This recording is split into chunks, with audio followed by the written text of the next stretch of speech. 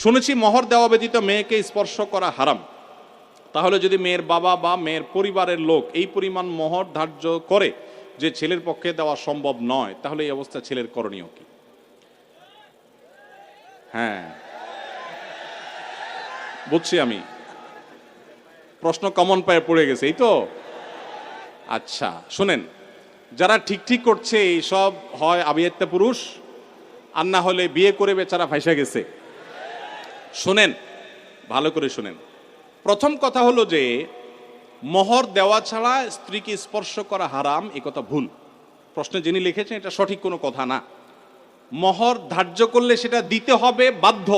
আল্লাহ বলেছেন ওয়াতুন নিসা সাদুকাতিহিন্না নিহলা, তোমরা তোমাদের স্ত্রীদের মোহর পরিশোধ করে দাও, এটা তাদের প্রাপ্য অধিকার, এটা দিয়ে দিতে হবে, এটা ক্লিয়ার। তবে সে দেওয়াটা আপনি নগদও দিতে পারেন, পরেও দিতে পারেন।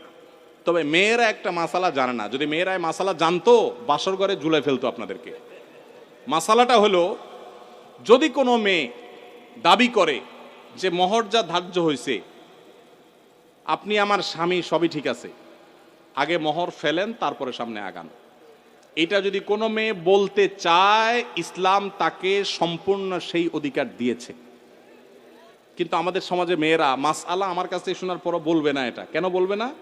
কারণ আমাদের সমাজে পুরুষগুলো এমন রাক্ষসের মতো এবং এমন জালিম, এমন অত্যাচারী, বেশিরভাগ, সবার কথা বলছি না, যে এই কথা যদি মেয়ে বলে বাসর রাতে, ঠিক আছে স্বামী সবই ঠিক আছে, আপনার সাথে আমার বিয়ে হয়েছে, সব ঠিক আছে, মোহর ধার্য হয়েছে, এটা তো আমার প্রাপ্য, আল্লাহ কোরআনে বলছেন, অতএব এটা দিয়ে দেন। ছেলে বাসর তুইয়া পালায় দৌড় দিবে, বলবে এই মেয়ে বাসর রাতে এখনই অবস্থা করতেছে, আল্লাহ জানে আমারে কোথায় ঝুলায়।